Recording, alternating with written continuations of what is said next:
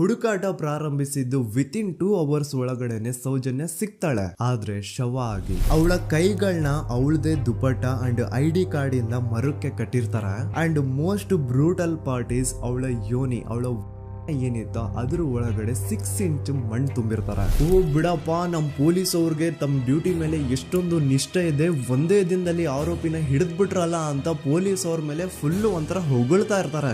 ಆದ್ರೆ ಪಾಪ ಜನರಿಗೆ ಎಲ್ಲಿ ಗೊತ್ತಿತ್ತು ಈ ಕೇಸ್ ನ ರಿಯಲ್ ಆರೋಪಿ ಬೇರೆ ಯಾರೋ ಇದಾರೆ, ಪೊಲೀಸ್ ಅವರೇ ಈ ಕೇಸ್ ನ ಮಿಸ್ಲೀಡ್ ಮಾಡೋದಕ್ಕೆ ಸುಮ್ನೆ ಸಂತೋಷ್ನ ಅರೆಸ್ಟ್ ಮಾಡಿದ್ದಾರೆ ಅಂತ. ಪೊಲೀಸ್ ಅವರು ಈ ಕೇಸ್ ಅಲ್ಲಿ ಕರಪ್ಟ್ ಆಗಿದ್ದಾರೆ, ಪೊಲೀಸ್ ಅವರೇ ಸತ್ಯ ಮುಚ್ಚಿಡ್ಲಿಕ್ಕೆ ಟ್ರೈ ಮಾಡ್ತಿದ್ದಾರೆ. ಹಾಗಾಗಿ ಈ ಕೇಸ್ ನ ಇನ್ಮುಂದೆ ಪೊಲೀಸ್ ಅವರಲ್ಲದೆ CBI ಅವರು ಇನ್ವೆಸ್ಟಿಗೇಷನ್ ಮಾಡಬೇಕು, ಈ ಕೇಸ್ ನ CBI ಒಪ್ಸಿ ಅಂತ ಅಗೇನ್ ಪ್ರೊಟೆಸ್ಟ್ ಗಳು ಸ್ಟಾರ್ಟ್ ಆಗ್ತವೆ. ಸೌಜನ್ಯ ಕೇಸ್ ಒಂದೇ ಅಲ್ಲ, ನಾರಾಯಣ ಹಾಗೂ ಯಮುನಾ ಕೇಸಲ್ಲೂ, ವೇದವಲ್ಲಿ ಕೇಸಲ್ಲೂ, ಆ ಬ್ಯಾಂಕ್ ಮ್ಯಾನೇಜರ್ ನ ಕೇಸಲ್ಲೂ ಹಾಗೂ ಪದ್ಮಲತಾ ಕೇಸಲ್ಲೂ ಸೀದಾ ಡೈರೆಕ್ಟ್ ಡೌಟ್ ಬರೋದೆ ಊರಿನ ಗೌಡ್ರ ಮೇಲೆ. ಸೌಜನ್ಯ ಕೇಸ್ ಬಿಟ್ಟು ಆ ಇನ್ನೊಂದು ಕೇಸ್ ಯಾವುದು, ಅದಕ್ಕೂ ಸಂತೋಷ್ಗೂ ಏನ್ ಸಂಬಂಧ, ಅದ್ರಲ್ಲಿ ಯಾಕೆ ಸಂತೋಷ್ನ ಪೊಲೀಸ್ ಅವರು ಫಿಟ್ ಮಾಡಿದ್ರು ಅಂತ ಪ್ರತಿಯೊಂದು ಹೇಳ್ತೀನಿ. ನಾನು ಈ ಚಾನೆಲ್ ನ ಸ್ಟಾರ್ಟ್ ಮಾಡ್ದಾಗಿಂದ one of the most requested video ಬಂದು ಸೌಜನ್ಯ ಕೇಸ್ ಬಗ್ಗೆ. ಸರಿ, ನಮ್ ದೂತ ಸಭೆಯ ಪ್ರಜೆಗಳು ಇಷ್ಟೊಂದು ಕೇಳ್ತಿದಾರಲ್ಲ, ಈ ಒಂದು ಕೇಸ್ ಬಗ್ಗೆ ವಿಡಿಯೋ ಮಾಡುವ ಅಂತ ಸೌಜನ್ಯ ಕೇಸ್ ಬಗ್ಗೆ ನಾನು ರಿಸರ್ಚ್ ಸ್ಟಾರ್ಟ್ ಮಾಡಿದೆ. ಅಂಡ್ ಟ್ರಸ್ಟ್ ಮೀ, ಎಷ್ಟೊಂದು ಕಾಂಪ್ಲೆಕ್ಸ್ ಈ ಒಂದು ಕೇಸ್ ಇದೆ ಅಂತಂದ್ರೆ ನನ್ ತಲೆನೇ ಕೆಟ್ಬಿಡ್ತು. ಬಟ್ ಡೋಂಟ್ ವರಿ, ನಿಮ್ಗಂತೂ ಪ್ರತಿ ಒಂದನ್ನ ತುಂಬಾ ಸಿಂಪಲ್ ಆಗಿ ಅರ್ಥ ಮಾಡಿಸ್ತೇನೆ. ಅನ್ಕೊಳ್ಳಿ, ಒಂದು ಊರು, ಆ ಊರಲ್ಲಿ ಒಂದು ಗೌಡ್ರ ಕುಟುಂಬ ಇದೆ. ಅಂಡ್ ಆ ಗೌಡ್ರ ಕುಟುಂಬ ತುಂಬಾನೇ ಪವರ್ಫುಲ್, ಲೈಕ್ ನಾವು ಮೂವೀಸ್ ಅಲ್ಲಿ ನೋಡ್ತೀವಲ್ಲ ಹಂಗೆ. ಸೊ ಗೌಡ್ರ ಊರು ಬಂದು ಧರ್ಮಸ್ಥಳ ಅಂತ. ಆ ಒಂದು ಊರಲ್ಲಿ ಇವ್ರಿಗೆ ಸಖತ್ ಕಂಟ್ರೋಲ್ ಇರುತ್ತೆ. ಈವನ್ ಅದೇ ಒಂದು ರೀಜನ್ ಅಲ್ಲಿ ಇರುವಂತಹ ಒಂದು ತುಂಬಾನೇ ಪಾಪ್ಯುಲರ್ ದೇವಸ್ಥಾನನು ಸಹ ಇವರೇ ಕಂಟ್ರೋಲ್ ಮಾಡ್ತಿರ್ತಾರೆ. ಆ ಒಂದು ದೇವಸ್ಥಾನ ಇಂದ ಈ ಗೌಡ್ರ ಕುಟುಂಬಕ್ಕೆ ಎಷ್ಟೊಂದು ದುಡ್ಡು ಬರ್ತಾ ಇರುತ್ತೆ ಅಂತಂದ್ರೆ, ಅದೇ ದುಡ್ಡಲ್ಲಿ ಇವರು ಬೇಜನ್ ಪ್ರೈವೇಟ್ ಪ್ರೈಮರಿ ಅಂಡ್ ಹೈಸ್ಕೂಲ್ಸ್ ನ ಸ್ಥಾಪನೆ ಮಾಡಿರ್ತಾರೆ, ಬೇಜನ್ ಪ್ರೈವೇಟ್ ಮೆಡಿಕಲ್ ಕಾಲೇಜಸ್ ಇರ್ತವೆ, ಅಂಡ್ ಬೇಜನ್ ಪ್ರೈವೇಟ್ ದೊಡ್ಡ ಹಾಸ್ಪಿಟಲ್ಸ್ ಇರ್ತವೆ. ಒಟ್ಟಲ್ಲಿ ಹೇಳ್ಬೇಕು ಅಂತಂದ್ರೆ ದುಡ್ಡಿನ ಸುರಿಮಳೆ ಇವ್ರಿಗೆ. ನೋಡಿ, ನಮ್ಮ ಭಾರತ ದೇಶದಲ್ಲಿ ಒಂದು ಕಾನೂನಿದೆ, ದ ರಿಲಿಜಿಯಸ್ ಎಂಡೋಮೆಂಟ್ ಆಕ್ಟ್ 1863 ಅಂತ.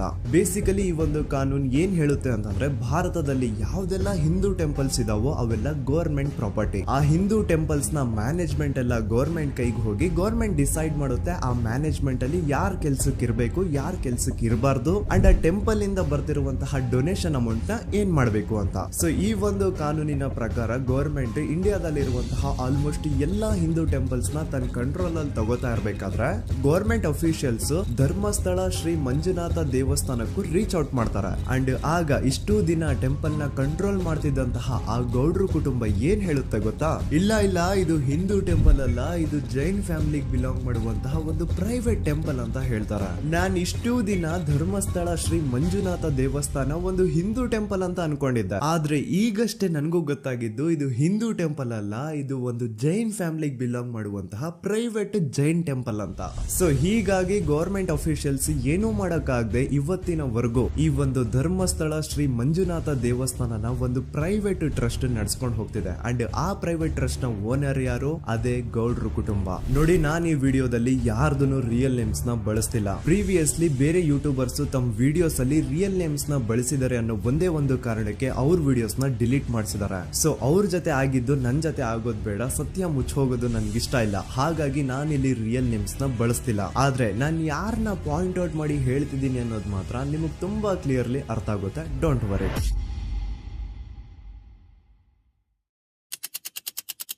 ದಿನಾಂಕ 9/10/2012. A very normal day for every one except Soujanya. Dharmasthala ಹತ್ರ ಇರುವಂತಹ ಪಂಗಳ್ ಅನ್ನೋ ಒಂದು ಸಣ್ಣ ಹಳ್ಳಿಗೆ ಬಿಲಾಂಗ್ ಮಾಡುವಂತಹ ಸೌಜನ್ಯ ತುಂಬಾನೇ ಒಳ್ಳೆ ಹುಡುಗಿ. SDM ಕಾಲೇಜ್ ಆಫ್ ಉಜ್ರಿಯಲ್ಲಿ 2nd PUC ಓದ್ತಿದ್ದಂತಹ ಇವಳು ತುಂಬಾನೇ ಬ್ರೈಟ್ ಸ್ಟೂಡೆಂಟ್ ಕೂಡ. ಸೊ ಒಂದು ದಿನ ಅಂದ್ರೆ 9 ಅಕ್ಟೋಬರ್ 2012 ಬೆಳಿಗ್ಗೆ 7:30-8 ಗಂಟೆ ಹಾಗೆ ಆಸ್ ಯೂಶುವಲ್ ತನ್ನ ಕಾಲೇಜ್ ಹೋಗೋದಕ್ಕೆ ರೆಡಿ ಆಗ್ತಿರ್ತಾಳೆ. ಅವತ್ತು ಮಂಗಳವಾರದ ದಿನ ಅಂಡ್ ಅವತ್ತು ಲೋಕಲ್ ಫೆಸ್ಟಿವಲ್ ಬೇರೆ ಇರುತ್ತೆ, ಹೊಸ ಅಕ್ಕಿ ಅಂತ. ಈ ಒಂದು ಲೋಕಲ್ ಫೆಸ್ಟಿವಲ್ ದಿನ ಮನೆ ಒಳಗಡೆ ಏನೇ ಅಡುಗೆ ಮಾಡಿದ್ರು ಹೊಸ ಅಕ್ಕಿನೇ ಬಳಸಬೇಕು. ಸೊ ಹೊಸ ಅಕ್ಕಿ ತಂದು ಬ್ರೇಕ್ಫಾಸ್ಟ್ ನ ರೆಡಿ ಮಾಡೋಷ್ಟ್ರಲ್ಲಿ ಸೌಜನ್ಯ ಅವ್ರ ತಾಯಿ ತುಂಬಾ ಲೇಟ್ ಮಾಡ್ತಾರೆ. ಸೊ ಕಾಲೇಜ್ಗೆ ಲೇಟ್ ಆಗ್ತಿದೆ ಅಂತ ಈ ಸೌಜನ್ಯ ಟಿಫಿನ್ ಸಹ ಮಾಡದೆ ಹಾಗೆ ಹೋಗ್ತಾಳೆ. ಅವಳ ತಲೆಯಲ್ಲಿ ಏನಿತ್ತು ಅಂತಂದ್ರೆ, ಹೆಂಗೋ ಇವತ್ತು ಲೋಕಲ್ ಫೆಸ್ಟಿವಲ್ ಬೇರೆ ಇದೆ, ಹಾಗಾಗಿ ಮೇ ಬಿ ಕಾಲೇಜು ಬೇಗ ಬಿಡ್ಬೋದು, ಸೊ ಮಧ್ಯಾಹ್ನ ಡೈರೆಕ್ಟ್ ಮನೆಗೆ ಬಂದು ಊಟ ಮಾಡುವ ಬಿಡು ಅಂತ ಅವಳು ಅನ್ಕೊಂಡಿರ್ತಾಳೆ. ಆದ್ರೆ ಕಾಲೇಜ್ ಹೋಗಾದ್ಮೇಲೆ ಗೊತ್ತಾಗುತ್ತೆ ಅವತ್ತು ಅವಳಿಗೆ ಸ್ಪೆಷಲ್ ಕ್ಲಾಸಸ್ ಬೇರೆ ಇದೆ ಅಂತ. ಸೌಜನ್ಯ ಬ್ರೇಕ್ಫಾಸ್ಟ್ ಕೂಡ ಮಾಡಿರಲ್ಲ ಅಂಡ್ ಲಂಚ್ ಬಾಕ್ಸ್ ಕೂಡ ತಂದಿರಲ್ಲ. ಹಾಗಾಗಿ ಲಂಚ್ ಟೈಮ್ ಅಲ್ಲಿ ಸೌಜನ್ಯನ ಒಬ್ಳು ಫ್ರೆಂಡ್ ಜಾನ್ವಿ ತಾನ್ ತಂದಿರುವಂತಹ ಲಂಚ್ ಬಾಕ್ಸ್ ಅಲ್ಲಿ ಒಂದಿಷ್ಟು ಲಂಚ್ ನ ಆಫರ್ ಮಾಡ್ತಾಳ. ಆದ್ರೆ ಸೌಜನ್ಯ ಪರವಾಗಿಲ್ಲ ನೀನ್ ತಿನ್ನು, ನಾನ್ ಮನೆಗೆ ಹೋಗ್ಬಿಟ್ಟು ಊಟ ಮಾಡ್ಕೊಂತೀನಿ ಅಂತ ಹೇಳ್ತಾಳ. ಸುಮಾರು ಮಧ್ಯಾಹ್ನದ 3:45ಕ್ಕೆ ಕಾಲೇಜ್ ಬಿಡುತ್ತೆ. ಸೌಜನ್ಯ ಕಾಲೇಜ್ ಇಂದ ಬಸ್ ಅಲ್ಲಿ ಬಂದು ನೇತ್ರಾವತಿ ಬಸ್ ಸ್ಟಾಪ್ ಹತ್ರ ಇಳ್ಕೋತಾಳ. ಅವಳ ಜೊತೆ ಅವಳ ಕ್ಲಾಸ್ ಮೇಟ್ಸ್ ಅಂಡ್ ಫ್ರೆಂಡ್ಸ್ ಎಲ್ಲ ಇರ್ತಾರೆ. ಸೊ ಅವ್ರಿಗೆಲ್ಲ ಬಾಯ್ ಹೇಳ್ಬಿಟ್ಟು ಸೌಜನ್ಯ ತನ್ನ ಮನೆ ಕಡೆಗೆ ಹೊರಡ್ತಾಳ. ನೇತ್ರಾವತಿ ಬಸ್ ಸ್ಟಾಪ್ ಇಂದ ಸೌಜನ್ಯ ಮನೆಗೆ 20 ಮಿನಿಟ್ಸ್ ನ ವಾಕ್ ಇರುತ್ತೆ. ಮ್ಯಾಕ್ಸ್ ಟು ಮ್ಯಾಕ್ಸ್ 30 ಮಿನಿಟ್ ಹಿಡಿಬಹುದು. ಸೊ ಸೌಜನ್ಯ ನಡ್ಕೊಂಡು ಮನೆ ಕಡೆಗೆ ಹೋಗ್ತಾ ಇರ್ತಾಳೆ. ಒಂದ್ ಸ್ವಲ್ಪ ದೂರದಲ್ಲಿ ಪ್ರಕೃತಿ ಹಾಸ್ಪಿಟಲ್ ಅಂತ ಒಂದಿರುತ್ತೆ. ಅಲ್ಲಿನ ಸೆಕ್ಯೂರಿಟಿ ಗಾರ್ಡ್ ಸೌಜನ್ಯ ನಡ್ಕೊಂಡು ಹೋಗ್ತಾ ಇರೋದನ್ನ ನೋಡ್ತಾನೆ ಕೂಡ.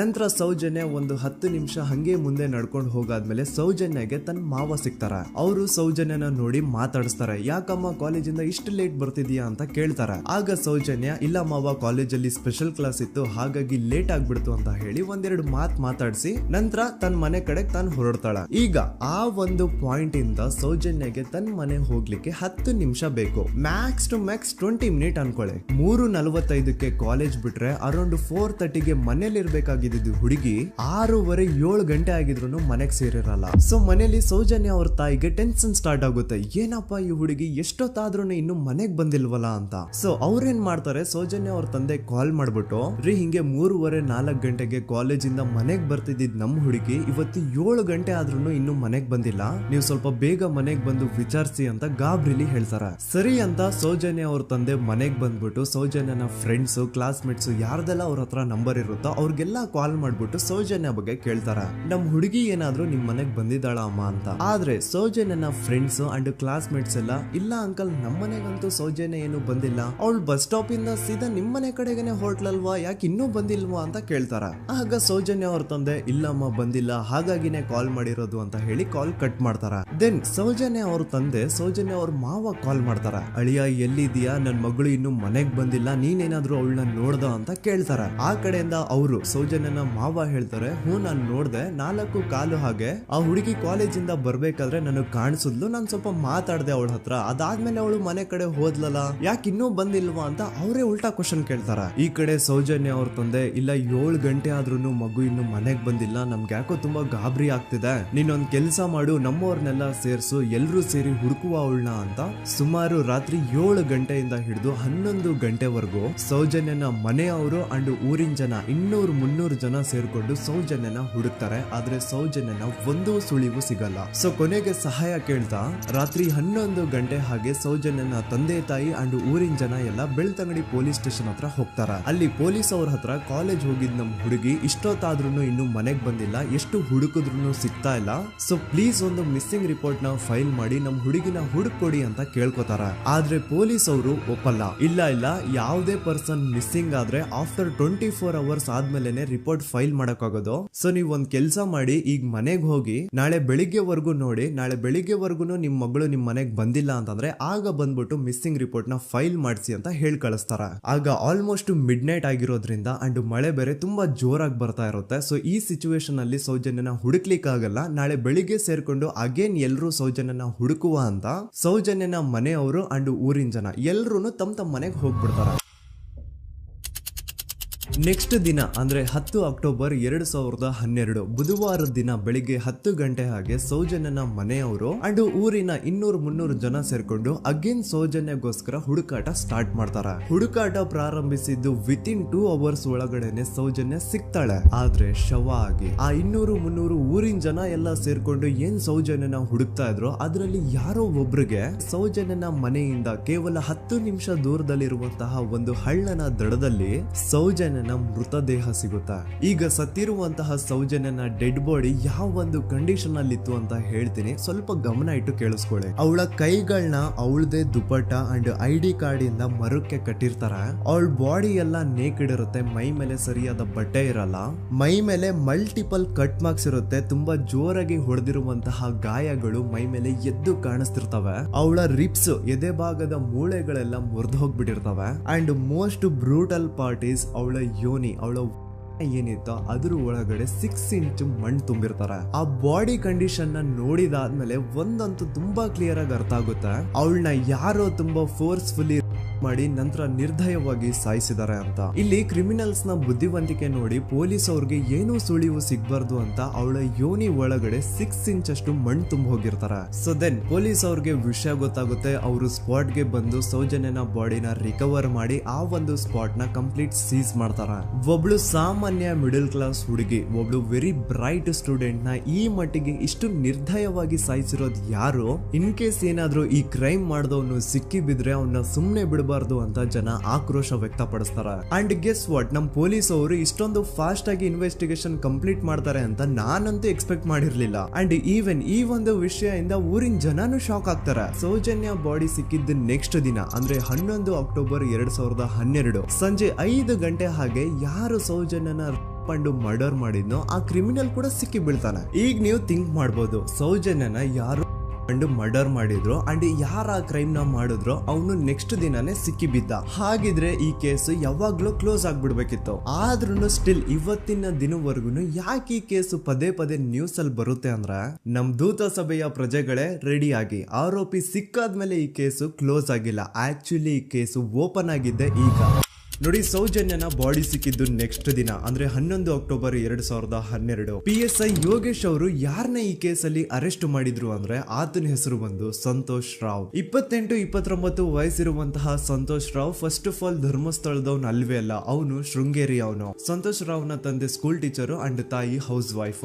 ಸಂತೋಷ್ ಮೊದ್ಲಿಂದನೂ ಒಂದ್ ಸ್ವಲ್ಪ ಮೆಂಟಲಿ ಇಲ್ಲಿರೋದ್ರಿಂದ ಅವನಿಗೆ ವಿದ್ಯೆ ಬರಹ ಅನ್ನೋದು ತಲೆಗೆ ಹೋಗಿರಲ್ಲ. ಹಾಗಾಗಿ ಅವನು ಶೃಂಗೇರಿಯಲ್ಲಿ ಒಂದು ಹೋಟೆಲ್ ಅಲ್ಲಿ ಕೆಲಸ ಮಾಡ್ತಿರ್ತಾನೆ. ಮೆಂಟಲಿ ಅನ್ಸ್ಟೇಬಲ್ ಇದ್ರೂ ಸಹ ಈತನಿಗೆ ದೇವ್ರ ಮೇಲೆ ಬಹಳ ನಂಬಿಕೆ ಇರುತ್ತೆ. ಹಾಗಾಗಿ ತಿಂಗಳಿಗೆ ಒಮ್ಮೆ ಆದ್ರೂ, ಅಟ್ಲೀಸ್ಟ್ 2 ತಿಂಗಳಿಗೆ ಒಮ್ಮೆ ಆದ್ರೂ ಈತ ಯಾವ್ದಾದ್ರು ಒಂದು ಪುಣ್ಯಕ್ಷೇತ್ರಕ್ಕೆ ವಿಸಿಟ್ ಮಾಡಿ ಬರ್ತಿರ್ತಾನೆ. ಹಾಗೇನೆ ಈ ಸತಿನೂ ಸಹ ಈತ ಧರ್ಮಸ್ಥಳಕ್ಕೆ ಬಂದಿರ್ತಾನೆ. ಇವನು ಧರ್ಮಸ್ಥಳಕ್ಕೆ ಬಂದಿದ್ದು ದಿನಾಂಕ 9 ಅಕ್ಟೋಬರ್ 2012. ಈ ದಿನಾಂಕನ ಸ್ವಲ್ಪ ನೋಟ್ ಮಾಡಿ ಇಟ್ಕೊಳ್ಳಿ, ಯಾಕಂತಂದ್ರೆ ಮುಂದೆ ಈ ಕೇಸಲ್ಲಿ ಇದೇ ಮೇಜರ್ ಟರ್ನಿಂಗ್ ಪಾಯಿಂಟ್. ಸೊ ಸೌಜನ್ಯನ ಡೆತ್ ಆಗಿಂತ ಒಂದು ದಿನ ಹಿಂದೆ ಧರ್ಮಸ್ಥಳಕ್ಕೆ ಬಂದಿರುವಂತಹ ಸಂತೋಷ್ ರಾವ್ಗೆ ಎಲ್ಲೂ ಉಳ್ಕೊಳ್ಳಿಕ್ಕೆ ಹೋಟೆಲ್ ಅಲ್ಲಿ ಅಥವಾ ಲಾಡ್ಜ್ ಅಲ್ಲಿ ರೂಮ್ ಸಿಗಲ್ಲ. ರೀಸನ್ ಇಷ್ಟೇ, ಸಂತೋಷ್ ರಾವ್ ನೋಡ್ಲಿಕ್ಕೆ ಸ್ವಲ್ಪ ಮೆಂಟಲಿ ಅನ್ಸ್ಟೇಬಲ್ ಪರ್ಸನ್ ತರ ಇರ್ತಾನೆ. ಅವನ ಅವತಾರ, ಅವನ ವೇಷಭೂಷಣ ಅಷ್ಟು ಸರಿ ಇರಲ್ಲ. ಹಾಗಾಗಿ ಇವನ್ಗೆ ಯಾವುದೇ ಒಂದು ಹೋಟೆಲ್ ಅಲ್ಲಿ ಅಥವಾ ಲಾಡ್ಜ್ ಅಲ್ಲಿ ಎಲ್ಲಿನೂ ರೂಮ್ ಸಿಗಲ್ಲ. ಸೊ ಉಳ್ಕೊಳ್ಳೋಕೆ ಜಾಗ ಸಿಗದೆ ಇವನೇನ್ ಮಾಡ್ತಾನೆ, ಅಲ್ಲೇ ಹತ್ರದಲ್ಲಿರುವಂತಹ ಬಾಹುಬಲಿ ಬೆಟ್ಟಕ್ಕೆ ಹೋಗಿ ಅಲ್ಲಿರುವಂತಹ ಬಾಹುಬಲಿ ಸ್ಟ್ಯಾಚು ಹತ್ರನೇ ಆಶ್ರಯ ತಗೊಳ್ತಾನೆ.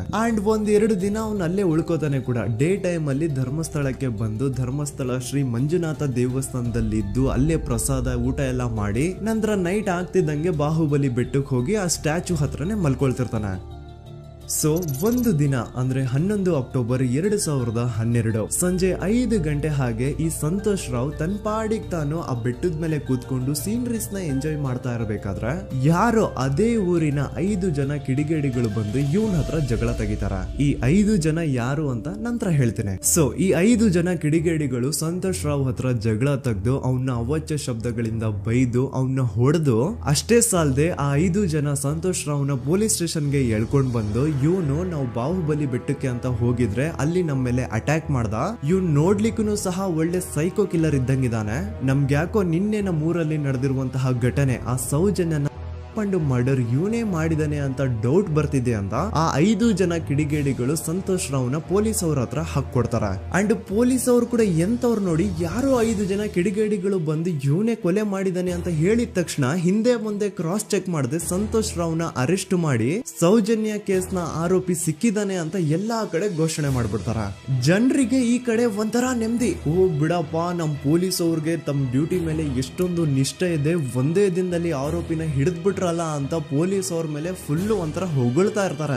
ಆದ್ರೆ ಪಾಪ ಜನರಿಗೆ ಎಲ್ಲಿ ಗೊತ್ತಿತ್ತು ಈ ಕೇಸ್ ನ ರಿಯಲ್ ಆರೋಪಿ ಬೇರೆ ಯಾರೋ ಇದಾರೆ, ಪೊಲೀಸ್ ಅವರೇ ಈ ಕೇಸ್ ನ ಮಿಸ್ಲೀಡ್ ಮಾಡೋದಕ್ಕೆ ಸುಮ್ನೆ ಸಂತೋಷ್ ನ ಅರೆಸ್ಟ್ ಮಾಡಿದ್ದಾರೆ ಅಂತ. ಸೊ ಸಂತೋಷ್ ರಾವ್ ಒಂದು ಹುಡುಗಿಯ ರೇಪ್ ಅಂಡ್ ಮರ್ಡರ್ ಕೇಸ್ ಅಲ್ಲಿ ಅರೆಸ್ಟ್ ಆಗಿದ್ದಾನೆ ಅನ್ನೋ ವಿಷಯ ಸಂತೋಷ್ ನ ತಾಯಿಗೆ ಗೊತ್ತಾದಾಗ ಅವ್ರ ಪಾಪ ನೋವಲ್ಲಿ ಕುರ್ಗಿ ಸಾಯ್ತಾರ. ಅಂಡ್ ಇನ್ನು ಅವ್ರ ತಂದೆ ಒಂದು ಕಡೆ ಪಾಪ ಹೆಂಡತಿನ ಕಳ್ಕೊಂಡಿರುವಂತಹ ನೋವು, ಇನ್ನೊಂದು ಕಡೆ ಮಗ ನೋಡಿದ್ರೆ ಯಾವ್ದೋ ಫಾಲ್ಸ್ ಕೇಸ್ ಅಲ್ಲಿ ಅರೆಸ್ಟ್ ಆಗಿದ್ದಾನೆ. ಈ ಕಡೆ ಕೇಸ್ ನ ಇನ್ವೆಸ್ಟಿಗೇಷನ್ ನಡೀತಾ ಇದೆ. ಅಂಡ್ ಇಲ್ಲಿ ನಾನು PSI ಯೋಗೇಶ್ ಅವ್ರ ಬಗ್ಗೆ ಅಂತೂ ಮೆನ್ಷನ್ ಮಾಡ್ಲೇಬೇಕು. ಈ ಪೊಲೀಸ್ ಆಫೀಸರು ಗೊತ್ತಿದ್ದು ಈ ತಪ್ಪನ ಮಾಡಿದ್ರು ಅಥವಾ ಗೊತ್ತಿಲ್ದೇನೆ ಈ ತಪ್ಪನ ಮಾಡಿದ್ರು ನನ್ಗಂತೂ ಗೊತ್ತಿಲ್ಲ.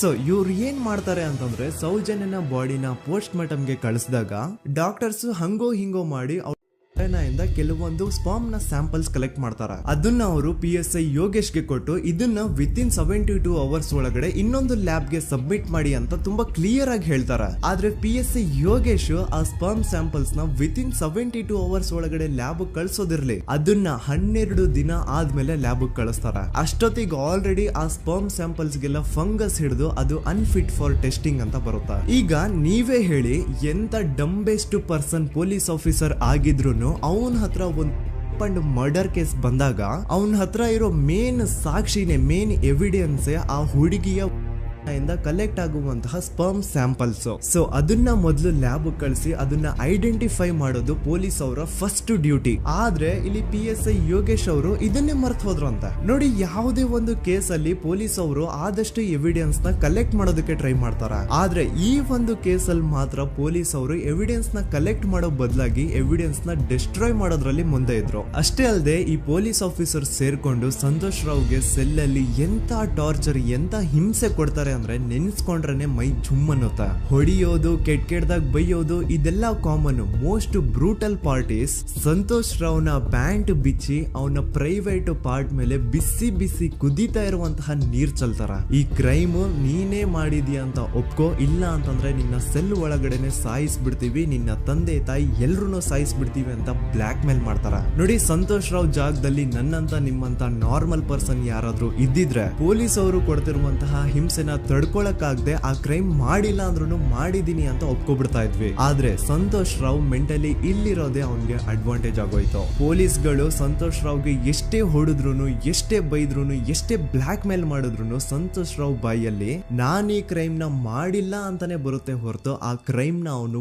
ಒಪ್ಕೊಳ್ಳೋದೇ ಇಲ್ಲ. ದೆನ್ ಕೋರ್ಟ್ ಟ್ರಯಲ್ಸ್ ಸ್ಟಾರ್ಟ್ ಆಗುತ್ತೆ. ಈ ಕ್ರೈಮ್ ನ ಸಂತೋಷೇ ಮಾಡಿದಾನೆ ಅಂತ ಸೌಜನ್ಯ ಕಡೆಯ ಲಾಯರ್ ವಾದ ಮಾಡ್ತಾನೆ. ಅದಕ್ಕೆ ಆಪೋಸಿಟ್ ಆಗಿ ಸಂತೋಷ್ ರಾವ್ ಕಡೆಯಿಂದ ಒಬ್ರು ಲಾಯರ್ ಇಲ್ಲ, ಸಂತೋಷ್ ರಾವ್ ಈ ಕ್ರೈಮ್ ನ ಮಾಡ್ಲಿಕ್ಕೆ ಸಾಧ್ಯನೇ ಇಲ್ಲ ಅಂತ ವಾದ ಮಾಡ್ತಿರ್ತಾರೆ. ಅಂಡ್ ಕೋರ್ಟ್ ಇಂದ ಆಚೆಗಡೆ ಸಂತೋಷ್ ರಾವ್ ನ ಅಗೇನ್ಸ್ಟ್ ಸ್ಟೂಡೆಂಟ್ಸ್ ಪ್ರೊಟೆಸ್ಟ್ ನಡೆಯುತ್ತೆ, ಪಬ್ಲಿಕ್ ಪ್ರೊಟೆಸ್ಟ್ ನಡೆಯುತ್ತೆ. ಅರೆಸ್ಟ್ ಆಗಿರುವಂತಹ ಸಂತೋಷ್ ರಾವ್ಗೆ ಗಲ್ಲಿಗೇರಿಸ್ರಿ ಅಂತ ಅವ್ರು ಡಿಮ್ಯಾಂಡ್ ಮಾಡ್ತಿರ್ತಾರೆ. ಸೊ ಹೀಗೆ ಒಂದು 2-3 ವರ್ಷ ಕಳೆದು ಹೋಗುತ್ತೆ. ನಂತರ ಒಂದು ಕೋರ್ಟ್ ಟ್ರಯಲ್ ಅಲ್ಲಿ ಸಂತೋಷ್ ರಾವ್ ಪರವಾಗಿ ಹೋರಾಡ್ತಿದ್ದಂತಹ ಲಾಯರ್ ಯಾಕೆ ಈ ಕೇಸ್ ಅಲ್ಲಿ ಸಂತೋಷ್ ಆರೋಪಿ ಅಲ್ಲ ಅಂತ ಪ್ರೂವ್ ಮಾಡ್ಲಿಕ್ಕೆ ಕೆಲವೊಂದು ಪಾಯಿಂಟ್ಸ್ ನ ಮುಂದೆ ಇಡ್ತಾರೆ. ಅದೇನಂತಂದ್ರೆ, ಮೊದಲನೇದಾಗಿ ಸಂತೋಷ್ ರಾವ್ ಈ ಕ್ರೈಮ್ ನ ಮಾಡಿದಾನೆ ಅಂತ ಒಬ್ರು ಒಂದು ಐ ವಿಟ್ನೆಸ್ ಇರಲ್ಲ. ಇನ್ನೊಂದೇನು ಅಂತಂದ್ರೆ, ಯಾವೊಂದು ಕಂಡೀಷನ್ ಅಲ್ಲಿ, ಯಾವೊಂದು ಬ್ರೂಟಲ್ ಕಂಡೀಷನ್ ಅಲ್ಲಿ ಸೌಜನ್ಯನ ಬಾಡಿ ಸಿಕ್ಕಿತ್ತೋ ಅದನ್ನ ಗಮನದಲ್ಲಿ ಇಟ್ಕೊಂಡು ಸ್ವಲ್ಪ ಪ್ರಾಕ್ಟಿಕಲ್ ಆಗಿ ಥಿಂಕ್ ಮಾಡಿದ್ರೆ ಆ ಒಂದು ಭೀಕರ ಕ್ರೈಮ್ ನ ಒಬ್ನೇ ಮಾಡ್ಲಿಕ್ಕೆ ಸಾಧ್ಯನೇ ಇಲ್ಲ. ಇನ್ನೊಂದು ಪಾಯಿಂಟ್ ಏನು ಅಂತಂದ್ರೆ, ಸೌಜನ್ಯನ ಇಂದ ಪೊಲೀಸ್ ಅವ್ರಿಗೆ ಯಾವುದೇ ಸ್ಪರ್ಮ್ ಸ್ಯಾಂಪಲ್ ಸಿಗ್ಬಾರ್ದು ಅಂತ 6 ಇಂಚು ಅಷ್ಟು ಮಣ್ಣು ಹಾಕಿರ್ತಾರ. ಸೊ ಈಗ ನೀವೇ ಹೇಳಿ, ಮೆಂಟಲಿ ಇಲ್ಲಿರುವಂತಹ ಪರ್ಸನ್ಗೆ ಇಷ್ಟೊಂದು ಬುದ್ಧಿವಂತಿಕೆ ಇರುತ್ತಾ ಅನ್ಕೊಳ್ಳಿ. ಅಷ್ಟೊಂದು ಬುದ್ಧಿವಂತಿಕೆ ಅವ್ನಿಗಿದ್ರೂನು ಆ ಕ್ರೈಮ್ ಮಾಡಾದ್ಮೇಲೆ ಅವನ ಆ ಊರಿಂದ ಓಡ್ ಹೋಗ್ಬೋದಾಗಿತ್ತು. ಆದ್ರೆ ಮತ್ತ್ಯಾಕೆ ಅವನು ಅದೇ ಊರಲ್ಲೇ ಇರ್ತಾನೆ. ಅಂಡ್ ಸೌಜನ್ಯ ಕೊನೆಯದಾಗಿ ಪ್ರಕೃತಿ ಹಾಸ್ಪಿಟಲ್ ಮುಂದ್ಗಡೆಯಿಂದ ನಡ್ಕೊಂಡು ಹೋಗ್ತಾ ಇರ್ಬೇಕಾದ್ರೆ ಆ ಪ್ರಕೃತಿ ಹಾಸ್ಪಿಟಲ್ ನ ಸೆಕ್ಯೂರಿಟಿ ಗಾರ್ಡ್ ನೋಡ್ತಾನೆ. ಅಂಡ್ ಪ್ರಕೃತಿ ಹಾಸ್ಪಿಟಲ್ ನ ಆಚೆಗಡೆ CCTV ಕ್ಯಾಮೆರಾನು ಇರುತ್ತೆ. ಸಡನ್ಲಿ ಆ CCTV ಫುಟೇಜ್ ಕೂಡ ಕಾಣೆ ಆಗ್ಬಿಡುತ್ತಾ. ಇನ್ನೊಂದೇನು ಅಂತಂದ್ರೆ, ಸೌಜನ್ಯ ಮರ್ಡರ್ ಆಗಿದ್ದು ನೆಕ್ಸ್ಟ್ ದಿನಾನೇ ಪೊಲೀಸ್ ಅವರು ಆರೋಪಿನ ಹಿಡಿದ್ರು. ಸೊ ಹಾಗಿದ್ದಾಗ ಆ ಕಲೆಕ್ಟ್ ಮಾಡಿರುವಂತಹ ಸ್ಪರ್ಮ್ ಸ್ಯಾಂಪಲ್ಸ್ ನ ಲ್ಯಾಬ್ ಗೆ ಕಳಿಸಿ ಇವನೇ ಆರೋಪಿ ಅಂತ ಕನ್ಫರ್ಮ್ ಮಾಡೋ ಬದಲಾಗಿ ಯಾಕೆ ಪೊಲೀಸ್ ಅವರು ಆ ಸ್ಪರ್ಮ್ ಸ್ಯಾಂಪಲ್ಸ್ ನ ತಮ್ಮ ಹತ್ರನೇ ಇಟ್ಕೊಂಡು 12 ದಿನವರೆಗೂ ಅದಕ್ಕೆ ಫಂಗಸ್ ಹಿಡಿಯೋವರೆಗೂ ಕಾದು ಆಮೇಲೆ ಅದನ್ನ ಲ್ಯಾಬ್ ಕಳಿಸಿದ್ರು. ಅಂಡ್ ಮೇನ್ ಇಂಪಾರ್ಟೆಂಟ್ ಆಗಿ ಸಂತೋಷ್ ರಾವ್ಗೆ ಒಂದು ಗುಪ್ತ ರೋಗ ಇರುತ್ತೆ, ಅದೇ ಫಿಮೋಸಿಸ್ ಅಂತ. ಈ ಕಾಯಿಲೆ ಏನು ಅಂತ ನಾನು ಈ ವಿಡಿಯೋದಲ್ಲಿ ಡೀಟೇಲ್ಡ್ ಆಗಿ ಎಕ್ಸ್ಪ್ಲೈನ್ ಮಾಡ್ಲಿಕ್ಕೆ ಆಗಲ್ಲ. ಜಸ್ಟ್ ತಿಳ್ಕೊಳ್ಳಿ, ಈ ಒಂದು ಕಾಯಿಲೆ ಇರೋರು ಇಂಟಿಮಸಿ ಮಾಡ್ಲಿಕ್ಕೆ ಆಗಲ್ಲ. ಇನ್ ಕೇಸ್ ಮಾಡಿದ್ರು ಅವರು ಸುಖ ಅಲ್ಲ ನರಕ ಕಾಣ್ತಾರ. ಸೊ ಇಷ್ಟೆಲ್ಲ ವ್ಯಾಲಿಡ್ ಪಾಯಿಂಟ್ಸ್, ಇಷ್ಟೆಲ್ಲ ಫ್ಯಾಕ್ಟ್ಸ್ ಕಣ್ ಮುಂದೆ ಇರಬೇಕಾದ್ರೆ ಸ್ಟಿಲ್ ಪೊಲೀಸ್ ಅವರು ಯಾಕೆ ಈ ಕ್ರೈಮ್ ನ ಸಂತೋಷ್ ರಾವೇ ಮಾಡಿದಾನೆ ಅಂತ ಇವನ್ ಹಿಂದೆ ಬಿದ್ದಿದ್ದಾರೆ.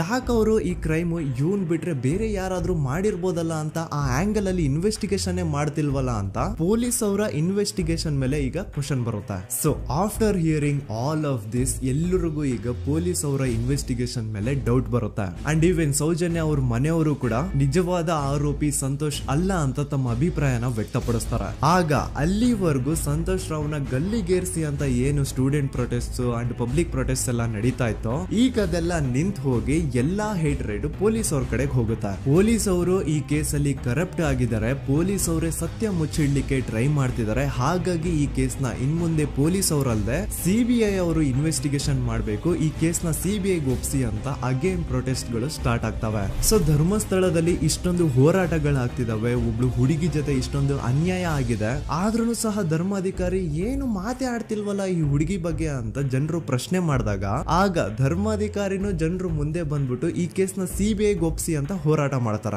ನಂತರ ಈ ಒಂದು ಕೇಸು ಪೊಲೀಸ್ ಅವರಿಂದ ಸಿಬಿಐ ಕೈಗೆ ಹೋಗುತ್ತೆ. ಸಿಬಿಐ ಕೈಗೆ ಹೋಗಿದ ತಕ್ಷಣ ಇಲ್ಲೇನು ಸತ್ಯ ಹೊರಗೆ ಬಂದಿಲ್ಲ. ಆ ಸಿಬಿಐ ಅವರು 3-4 ವರ್ಷ ಟೈಮ್ ತಗೊಂಡು ಮತ್ತೆ ಈ ಒಂದು ಕೇಸ್ ನ ರೀ ಇನ್ವೆಸ್ಟಿಗೇಷನ್ ಮಾಡ್ತಾರ.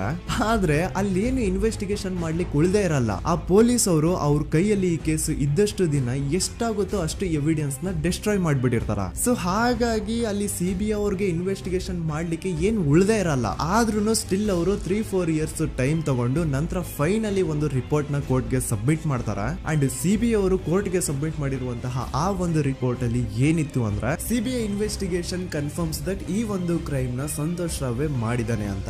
ಆದ್ರೆ ಐರಾನಿ ಈಸ್ ಇದೇ ಒಂದು ರಿಪೋರ್ಟ್ ಅಲ್ಲಿ ಇವ್ರು ಏನ್ ಹೇಳ್ತಾರೆ ಅಂದ್ರೆ ಅವ್ರಿಗೆ ಯಾವುದೇ ತರ ಎವಿಡೆನ್ಸ್ ಸಿಕ್ಕಿಲ್ಲ ಅಂತ. ಯಾಕಂದ್ರೆ ಈ ಸೌಜನ್ಯ ಕೇಸ್ ಪೊಲೀಸ್ ಅವ್ರ ಕೈಯಲ್ಲಿ ಇದ್ದಾಗ ಪೊಲೀಸ್ ಅವರು ತಮ್ಮ ನಿರ್ಲಕ್ಷ್ಯದಿಂದ ಎಲ್ಲಾ ಎವಿಡೆನ್ಸ್ ನ ಕಳ್ಕೊಂಡ್ಬಿಟ್ಟಿರ್ತಾರ. ಅಂತದ್ರಲ್ಲಿ ಯಾವ ಒಂದು ಆಧಾರದ ಮೇಲೆ ಇವರು ಸಂತೋಷ್ ರಾವ್ ಈ ಕ್ರೈಮ್ ನ ಮಾಡಿದ್ದಾರೆ ಅಂತ ಕ್ವಶನ್ ಮಾಡಿದಾಗ ಸಿಬಿಐ ಅವ್ರ ಕಡೆಯಿಂದ ನೋ ಆನ್ಸರ್. ನೋಡಿ, ಮೊದ್ಲು ಈ ಒಂದು ಕೇಸ್ ನ ಪೊಲೀಸ್ ಅವರು ಇನ್ವೆಸ್ಟಿಗೇಷನ್ ಮಾಡಿ ನಂತರ ಈ ಒಂದು ಕೇಸು ಸಿಬಿಐ ಅವ್ರ ಕೈಗೆ ಹೋಗಿ ಅವರು 3-4 ವರ್ಷ ಟೈಮ್ ತಗೊಂಡು ಇನ್ವೆಸ್ಟಿಗೇಷನ್ ಮಾಡಿ ದೆನ್ ಫೈನಲ್ ರಿಪೋರ್ಟ್ ನ ಕೋರ್ಟ್ ಗೆ ಸಬ್ಮಿಟ್ ಮಾಡೋಷ್ಟ್ರಲ್ಲಿ ಸುಮಾರು 5-6 ವರ್ಷ ಕಳೆದು ಹೋಗಿರುತ್ತೆ. ಅಂಡ್ ಸ್ಟಿಲ್ ಈ ಒಂದು ಕೇಸ್ ಅಲ್ಲಿ ಏನೂ ಕನ್ಕ್ಲೂಷನ್ ಸಿಕ್ಕಿರಲ್ಲ.